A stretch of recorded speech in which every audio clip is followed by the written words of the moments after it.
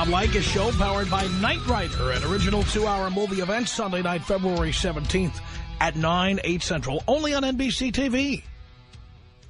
Thank you for tuning in. Thanks for being part of our program. Here we are together again on the radio. I haven't done this in years.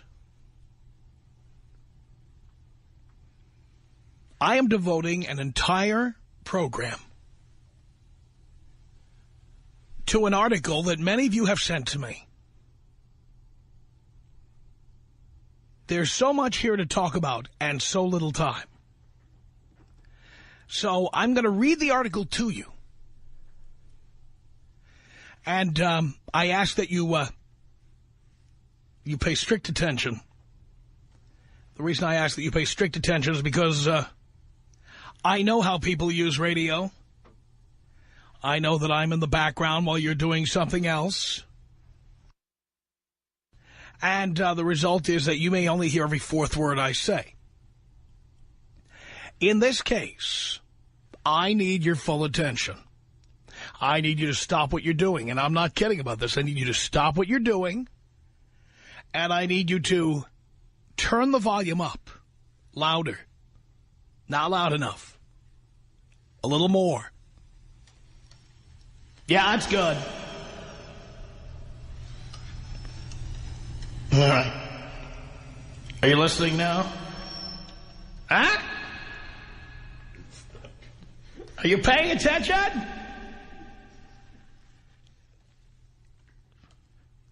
Good.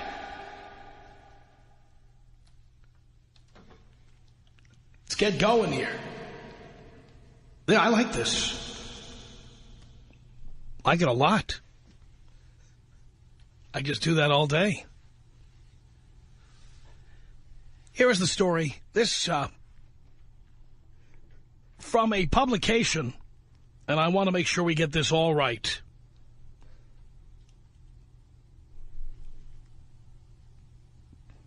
This is from a publication called City Journal.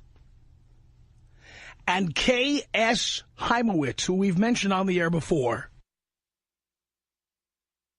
is a contributing editor of City Journal and the William E. Simon Fellow at the Manhattan Institute. It says here her latest book is Marriage and Caste in America. All right. I want you to know what we're reading here. I want you to know what you're getting. Here is the piece. It appeared in various places, and the Dallas Morning News is one of the places where it appeared, and many listeners in Dallas sent this right in. So thank you to all of you. It's called Child Man in the Promised Land. The subheading says, today's single young men hang out in a hormonal limbo between adolescence and adulthood. Here's the piece. It's 1965, and you're a 26-year-old white guy. You have a factory job, or maybe you work for an insurance broker. Either way, you're married, probably have been for a few years now. You met your wife in high school, where she was in your sister's class. You've already got one kid with another on the way. For now, you're renting an apartment in your parents' 2-family house, but you're saving up for a 3-bedroom ranch house in the next town. Yup, you're an adult.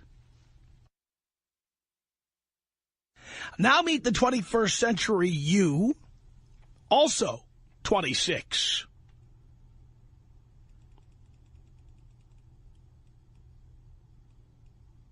You finished college and work in a cubicle in a large Chicago financial services firm. You live in an apartment with a few single guy friends. In your spare time, you play basketball with your buddies, download the latest indie songs from iTunes, have some fun with the Xbox 360, take a leisurely shower, massage some product into your hair and face, And then it's off to bars and parties where you meet and often bed girls of varying hues and sizes. They come from everywhere. California, Tokyo, Alaska, Australia. Wife, kids, house. Are you kidding? Not so long ago, the average mid-20-something had achieved most of adulthood's milestones. High school degree, financial independence, marriage, and children. These days, he lingers happily in a new hybrid state of semi-hormonal adolescence and responsible self-reliance. Decades in unfolding, this limbo may not seem like news to many. But in fact, it is to the early 21st century what adolescence was to the early 20th. A momentous sociological development of profound economic and cultural import. Some call this new period emerging adulthood. Others, extended adolescence. David Brooks recently took a stab, calling it the Odyssey years, a decade of wandering. But while we grapple with the name, it's time to state what is now obvious to legions of frustrated young women. The limbo doesn't bring out the best in young men. With women, you could argue that adulthood is, in fact, emergent. Single women in their 20s and early 30s are joining an international new girl order, hyperachieving in both school and an increasingly female-friendly workplace, while packing leisure hours with shopping, traveling, and dining with friends. Single young males, or SYMs, by contrast, often seem to hang out at a playground of drinking, hooking up, playing Halo 3, and in many cases underachieving. With them, adulthood looks as though it's receding. Freud famously asked, "What do women want?" Notice that he didn't ask what men wanted. Perhaps he thought he'd had that one figured out. But that's a question that ad people, media execs, and cultural entrepreneurs have pondered a lot in recent years. They're particularly interested in single young men for two reasons. There are a lot more of them than before, and they tend to have some extra change. Consider, in 1970, 69% of 25-year-olds and 85% of 30-year-old white men were married. In 2000, only 33% and 58% were, respectively. And the percentage of young guys tying the knot is declining as you read this. Census Bureau data show that the median age of marriage among young men rose from 26.8 in 2000 to 27.5 in 2006. A dramatic demographic shift for such a short time period. That adds up to tens of millions more young men blissfully free of mortgages, wives, and child care bills. Historically, marketers have found this group an elusive audience. The phrase is permanently affixed to men between 18 and 34 in ad speak, largely immune to the pleasures of magazines and television, as well as to shopping expeditions for the products advertised there. But by the mid-1990s, as SYM ranks swelled, marketers began to get their number. One signal moment came in April 1997 when Maxim, a popular British lad magazine, hit American shores. Maxim strove to be the anti-Playboy and Esquire. Bad boy owner Felix Dennis sniffed at celebrity publishers with their tired formulas. Instead, he later observed, the magazine's creators adopted the, quote, astonishing methodology of asking our readers what they wanted and then supplying it. And what did those readers, male, unmarried, median age 26, median household income $60,000 or so, want? As the philosophers would say, duh. Maxim plastered covers and features with pouty-lipped, tousled-haired pin-ups and lacy underwear, and in case that didn't do the trick, block-lettered promises of sex, lust, naughty, and it worked. More than any men's magazine before or since, Maxim grabbed that elusive 18 to 34-year-old single college-educated guy market and soon boasted about 2.5 million readers, more than GQ, Esquire, and Men's Journal combined. Victoria's Secret cover art doesn't fully explain the SYM's attraction to Maxim. After all, plenty of down-market venues had the sort of bodacious covers bound to trigger the young male's reptilian brain. No, what set Maxim apart from other men's mags was its voice.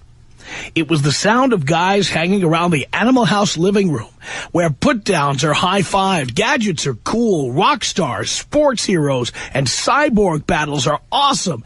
Jobs and Joni Mitchell suck, and babes are simply hot or not. Are there any cool jobs related to beer? A reader's letter asks in a recent issue. Answer: brand manager, beer tester, and brewmaster. Maxim asked the SYM what he wanted and learned that he didn't want to grow up. Whatever else you might say about Playboy or Esquire, they tried to project the image of a cultured and au courant fellow. As Hefner, famously and from today's cultural vantage point, risibly wrote in an early Playboy, his ideal reader enjoyed, quote, inviting a female acquaintance in for a quiet discussion of Picasso, Nietzsche, jazz, sex. Hearing this, the Maxim dude would want to hurl. He'd like to forget that he ever went to school. Maxim happily obliges. The editors try to keep readers' minds from wandering with articles like Confessions of a Strip Club Bouncer. But they rely heavily on picture-laden features promoting the latest skateboards, video games, camcorders, and other tech products, along with an occasional Q&A with, say, Kid Rock, all with the bare minimum of print required to distinguish a magazine from a shopping catalog or pin-up calendar. Playboy's philosophy may not have been Aristotle, but it was an attempt of sorts to define the good life. The Maxim reader prefers lists, which make up in brevity what they lose in thought. 10 greatest video game heroes of all time, the 5 unsexiest women alive, 16 people who look like they absolutely reek, and so on. Still, Maxim is far from dumb, as its self-mockery proves. The Maxim child man prides himself on his lack of pretense, his unapologetic guyness. The magazine subtext seems to be, we're just a bunch of horny, insensitive guys. So what?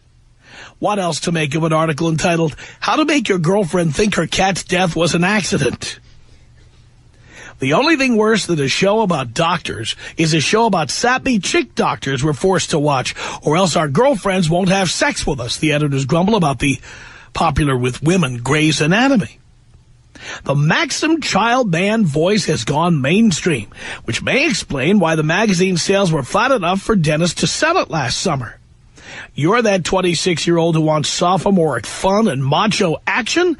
Now the culture has a groaning table of entertainment with your name on it.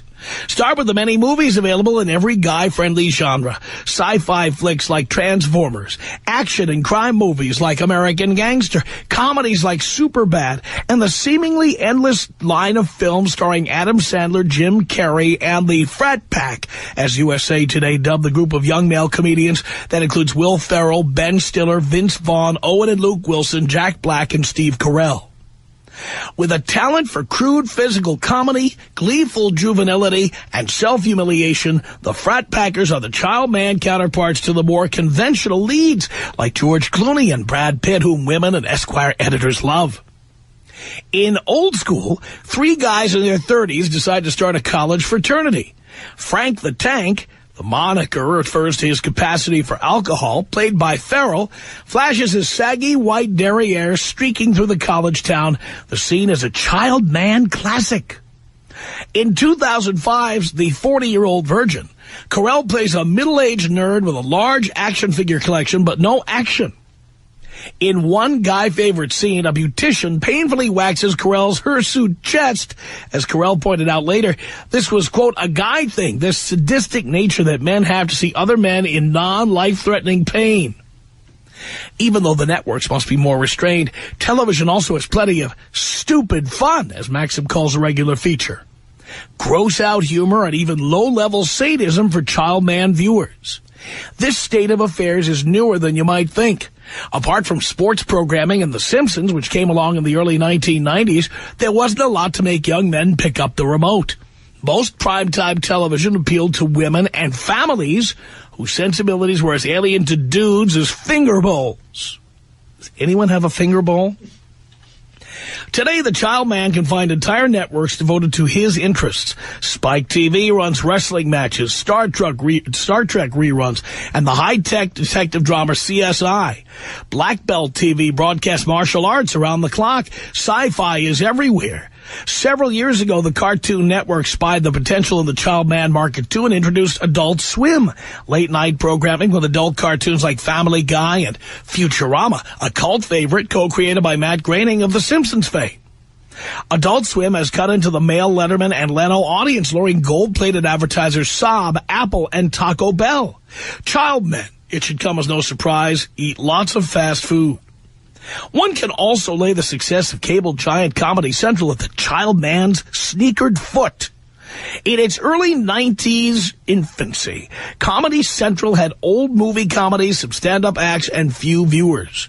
The next several years brought some buzz with shows like Politically Incorrect.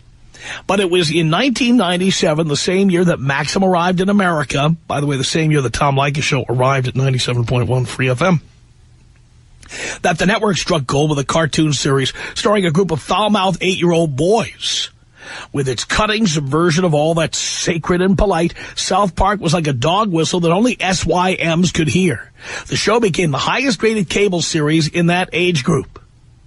In 1999, the network followed up with The Man Show, famous for its juggies, half-naked women with exceptionally large, juggies. Interviews with porn stars, drinking songs, and a jingle that advised quit your job and light a fart, yank your favorite private part. It was like Maxim for TV, one network executive told Media Life. Comedy Central's viewers, almost two-thirds of the male, have made both The Daily Show and Colbert Report cultural touchstones and launched the careers of stars like Bill Maher, Jimmy Kimmel, Dave Chappelle, and most notably Daily Show anchor Jon Stewart, who has already hosted the Academy Awards and is set to do so again, a perfect symbol of the mainstreaming of the SYM sensibility.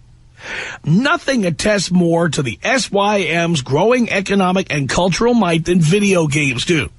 Once upon a time, video games were for little boys and girls, well, mostly little boys who loved their Nintendo so much, the lament went, that they no longer played ball outside. These boys have grown up to be child man gamers, turning a niche industry into a $12 billion powerhouse.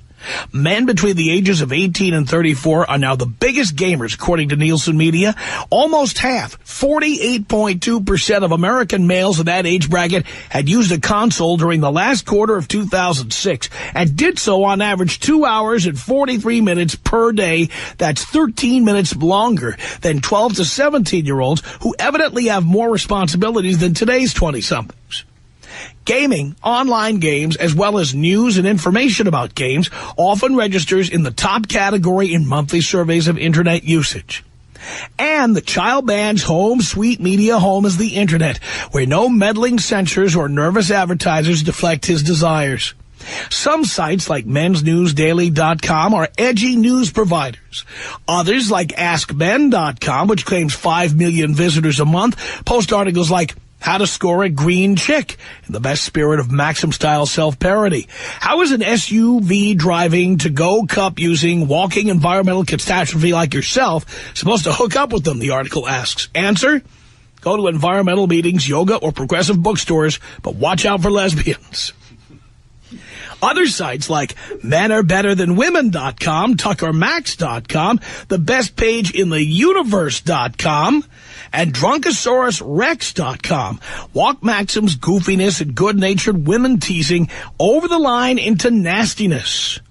The men hanging out on these sites take pride in being, quote, badasses and view the other half bitterly.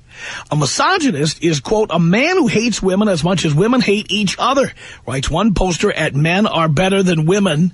And another rails about a classic woman trap question like, does this make me look fat? Or, which one of my friends would you sleep with if you had to? Do you really enjoy strip clubs? The Fifth Amendment was created because its architects' wives, quote, drove them crazy, we'll say, I'm editing here, asking questions that they'd be better off simply refusing to answer. That sound you hear is women not laughing. Oh, some women get a kick out of child men and their frat fart jokes. About 20% of Maxim readers are female, for instance. About 30% of our audience is female, by the way. And presumably not all are doing research for the dating scene.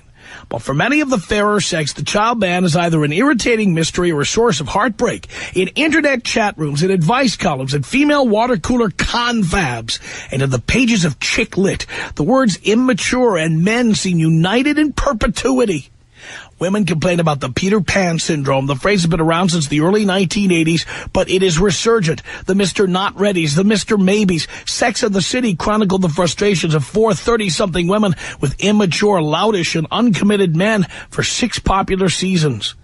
Naturally, women wonder, how did this perverse creature come to be? The most prevalent theory comes from feminist-influenced academics and cultural critics who view dude media as symptoms of backlash, a masculinity crisis. Men feel threatened by female empowerment, these thinkers argue, and in their anxiety, they cling to outdated roles. The hypermasculinity of Maxim et al. Doesn't reflect any genuine male proclivities, rather retrograde media construct it. The fact that guys cheer on female heroines like Buffy the Vampire Slayer as much as they do Chuck Norris tells against this theory somewhat. But there's an ounce of truth to it. The men of the new media are in backlash mode, largely because they believe that feminists have stood in their way as media gatekeepers. That is, agents, editors, producers, and the like, who don't understand or accept men acting like men. They gleefully stick their thumbs in the eyes of politically correct tiskers. In one South Park episode, the sexual harassment panda, a mascot who teaches school kids the evils of sexual harassment, is fired after his little talks provoke a flood of inane lawsuits.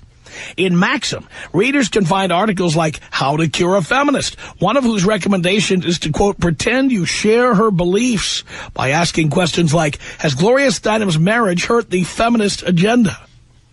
Insofar as the new guy media reflect a backlash against feminism, they're part of the much larger story of men's long, uneasy relationship with bourgeois order. The SYM with a taste for Maxim or South Park may not like Gloria Steinem, but neither does he care for anyone who tells him how to behave. Teachers, nutritionists, prohibitionists, vegetarians, librarians, church ladies, counselors, and moralists of all stripes. In fact, men have always sought out an antisocial, even anarchic edge in their popular culture. In a renowned essay, the critic Barbara Ehrenreich argued that the arrival of Playboy in 1953 represented the beginning of a male rebellion against the conformity of mid-century family life and of middle-class virtues like duty and self-discipline. All woman wants is security, she quotes an early Playboy article complaining, and she is perfectly willing to crush man's adventurous, freedom-loving spirit to get it. Even the name of the magazine, Ehrenreich observed, defied the convention of hard-won maturity. Ehrenreich was right about the seditious impulse behind Playboy, but wrong about its novelty. Male resistance to bourgeois domesticity had been going on since the bourgeoisie went domestic. In A Man's Place, historian John Tosh locates the rebellion's roots in the early 19th century, when middle-class expectations for men began to shift away from the patriarchal aloofness of the bad old days. Under the newer bourgeois regime, the home was to be a haven in a heartless world in which affection and intimacy were guiding virtues. But in Tosh's telling, it didn't take long before men vented frustrations with bourgeois domestication. They went looking for excitement and male camaraderie in empire building, in adventure novels by authors like Robert Louis Stevenson, and in going to the club. By the early 20th century, the emerging mass market in the U.S. offered new outlets for the virile urges that sat awkwardly in the bourgeois parlor, hence titles like Field and Stream and Man's Adventure, as well as steamy affair like Escapade and Caper. When television sets came on the market in the late 1940s, it was the airing of heavyweight fights and football games that led Dad to make the big purchase. To this day, sports events, the battlefield made civilized, glue him to the Barcalounger when he should be folding the laundry. But this history suggests an uncomfortable fact about the new SYM. He's immature because he can be. We can argue endlessly about whether masculinity is natural or constructed, whether men are innately promiscuous, restless, and slobby, or socialized to be that way. But there's no denying the lesson of today's media marketplace. Give young men a choice between serious drama on one hand and Victoria's Secret models, battling cyborgs, exploding toilets, and the NFL on the other, and it's the models, cyborgs, toilets, and football by a mile. For whatever reason, adolescence appears to be the young man's default state, proving what anthropologists have discovered in cultures everywhere. It is marriage and children that turn boys into men. Now that the SYM can put family off into the hazily distant future, he can and will try to stay a child man. Yesterday's paterfamilias or Levittown dad may have sought to escape the duties of manhood through fantasies of adventures at sea, pin-ups, or sublimated war on the football field, but there was considerable social pressure for him to be a mensch. Not only is no one asking that today's 20 or 30-something become a responsible husband and father, that is, grow up, but a freewheeling marketplace gives him everything that he needs to settle down in pig's heaven indefinitely. And that heaven can get pretty piggish. Take Tucker Max, whose eponymous website is a great favorite among his peers. In a previous age, Max would have been what was known as a catch. Good-looking, ambitious. He graduated from the University of Chicago and Duke Law. But in a universe where child men can thrive, he has found it more to his liking and remarkably easy to pursue a different career path, professional a-hole. Max writes what he claims are true stories about my nights out, acting like an average 20-something, binge drinking. UrbanDictionary.com lists Tucker Max drunk, or TMD, as a synonym for falling down drunk, fighting, leaving vomit and fecal detritus for others to clean up, and above all, hooking up with random girls galore, sorority sisters, Vegas waitresses, Dallas lap dancers, and junior leaguers who are into erotic asphyxiation. Throughout his adventures, Max, like a toddler stuck somewhere around the Oedipal stage, remains fixated on his penis and his dumps. He is utterly giving without conscious female insecurity. It's the gift that keeps on giving. He writes about his efforts to undermine his praised self-esteem in order to seduce them more easily. Think of Max as the final spawn of an aging and chromosomally challenged Hugh Hefner and his website and best-selling book, I Hope They Serve Beer in Hell, as evidence of a male culture in profound decline. Playboy's aspirations toward refinement still hinted at the call of the ego and a culture with limits on male restiveness. Max, the child man who answers to no one except his fellow a-holes, is all in and proud of it. Now, I'm going to leave the rest of this because it is a long piece. It's challenging. We will link to it on our website, and you'll be able to read the entire piece yourself. Okay? But coming up, we're going to meet the author of this piece, Kay Hymowitz. She's joining us from Brooklyn, New York, and I'm going to ask her a bunch of questions because the guys she's talking about in this piece are guys that sound an awful lot like us. Tom Leykis. It's the Tom Leykis Show. That 1-800-5800-TOM. I read you the better part of this piece. It's a long piece. It's challenging to read, and you can read the whole piece. It is online at any number of places, and we'll link through it through our website to it as well, so you can see it and read it for yourself. But we are joined by the article's author. The article, in case you didn't hear the very beginning of this was a lengthy article, and we are devoting our entire program to some of the issues discussed in here. It's called Child Man in the Promised Land, and the author is Kay Hymowitz of Brooklyn, New York, and she joins us now. Thank you for being with us. It's my pleasure to be here. What instigated you to write this piece, if I may ask? Well, I can tell you one thing. I'm sort of regretting it now. If you could see the mail that I've gotten. I have 2 daughters in my 20s, and I'm wondering whether they'll ever have a date again. Wow. But, well, to answer your question, I've been hearing so much from young women in their 20s, so many complaints about men.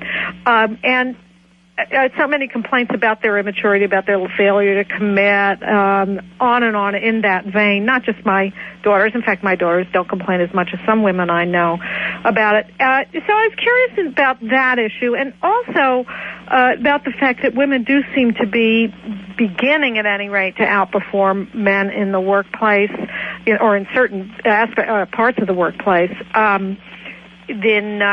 For instance, in New York City, young women in their 20s, college-educated women in their 20s are now earning more than men.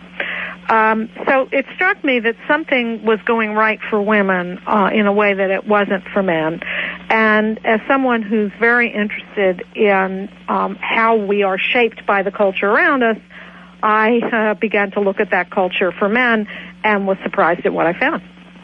Now, I've read your piece in various forms because I imagine you have submitted it as an op-ed piece to various newspapers, and so I've read it in various forms of editing, and finally found the entire piece and got to read the whole thing. And you may not be aware of our radio program, but the guys you describe in your piece are our listeners. Mm-hmm. And they are our listeners by design. Our radio program took this form in 1997, like a lot of the things you describe in your article, because there's a demand for a radio program like this. I know where you live in New York City, they don't really have anything like this, but in many cities where our show is heard, there's a big demand for this kind of content. And I wonder, as we get started here with this conversation, I don't see anything in here about the perception by men, whether you think it's fair or not, that divorce is a real deterrent to marriage. When people hear how guys got taken to the cleaners, women got their pound of flesh, men are living in studio apartments or worse, their parents' houses, because they got their bank accounts cleaned out, is it possible that might have something to do with men not wanting to get married? Well, I'm glad you brought up that point, because I have gotten a lot of mail from men who are saying precisely that. They believe that they got a very raw deal in marriage, and have seen other men they know who've gotten a raw deal, and want to stay away from the whole institution. And I suppose I would say this. I do think that I actually believe that men are getting a raw deal in many cases, and I expect to do a follow-up piece that's a little bit more sympathetic to the impact that feminism, I think, has had on young men and on women's relationship to men. I mean, one thing I ask all the time on this program, and I say this as someone who's been divorced more than once, mm-hmm. What's in it for men to get married anymore? Well, in a divorce culture, I suppose you could say that there's not much. But the problem is this is a self-perpetuating phenomenon. In other words, you have men who are not appealing to women as possible husbands who then, if they do get married, are maybe not behaving in ways that women find very satisfying, who maybe continue to see themselves as youngsters, as adolescents, and are not willing to become more grown up and take responsibilities. Well, hang on one second. You talk about not wanting to take on responsibilities. Why create responsibilities where none exist? Well, why? Because what's your alternative? What kind of life do you want to have? Do you want to have a life where you never have long-term serious relationships, where you don't have children? I'll tell you what, you never live with your children? We have to take a break. When I come back, I'm going to talk about my own lifestyle, which is the one I talk about to my listeners. And I'm going to ask you to tell me where I'm going wrong if you think I'm going wrong. Oh, okay. All right. Now, my listeners don't know what I'm about to tell you, but I'll tell it to you, and then I'll let you tell me what's wrong with my lifestyle, okay? Mm-hmm. And maybe there's nothing wrong with it in your opinion, but I'll give you an opportunity to critique it. Sounds good. Okay, hang on. Kay Hymowitz is with us. She is the editor of City Journal, and she wrote this piece called Child Man in the Promised Land. If you go to blowmeuptom.com, we link right through to her piece. You can read it. You can decide for yourself how you feel about it, and we'll get to your telephone calls as well coming up. Tom Leykis. It's the Tom Leykis Show. We are joined by Kay Heimowitz, who is the editor of City Journal. Their web address, by the way, city-journal.org. And we're talking about her piece, which is linked on our website, Child Man of the Promised Land, which I never, at least not in the last many years, I've never devoted an entire show to one subject. I think the last time was 9/11, if I recall correctly. And so it is rare, but this article seems to speak directly to the people who listen to a program like this one. Now, Kay, before the break, I promised to tell you a bit about me and my lifestyle, and I'd like to get your critique on this. I've been married and divorced more than once. I am now divorced, and my attitude is there's no incentive for me to get married. I own a house in the Hollywood Hills with 6 plasma screens, 2 jacuzzis, 1 indoor, 1 outdoor, a stripper pole, a large collection of DVDs, the top-of-the-line DirecTV subscription called Titanium service, where you get every channel DirecTV has, over 1,000 channels. I've just bought myself a second home for weekend partying up in the area where they filmed the movie Sideways, up north of Santa Barbara. This is a 5,000-square-foot house with 20 acres where I'm putting in a wine cave, a swimming pool, a spa, and a number of other goodies, so that when I'm not at home, I can bring my female company up there and continue the party up there. This is money that I would not have had I stayed married to women I've been with in the past, one of whom has a child that she is supporting, not from me, one of whom has had some problems with disabilities that occurred after she knew me. I don't have any of the expense of taking care of another individual. I have been through a couple of really tough divorces. And what is my incentive to get married? Is there a problem with living this way? Well, let me ask you this. Do you have children? By design, I do not. Mm-hmm. And you never want them then? By design. Yeah. Okay. Well, that changes a lot. Most people, including men, do want to have children at some point in their lives. I think you should ask these men you're writing about whether that's as true as you think it is. Because a lot of these guys unwittingly get dragged into the net because the condom breaks or because they were drunk and weren't paying attention. I don't think there are as many guys who want to have kids as you think. Well, you should look at the survey data. There's an awful lot out there, and certainly by the time they're in their late teens and early 20s, most men, the vast majority of men, say that they are looking forward to a family life with wife and children. So that is a desire of many, many young men. All right, then the question becomes, what's the rush? Well, I kind of agree with you about that. I think that there shouldn't be too much of a rush because there are all kinds of reasons to delay marriage these days. For one thing, people are not financially settled until their later 20s in many, many cases. There is more time because we live longer.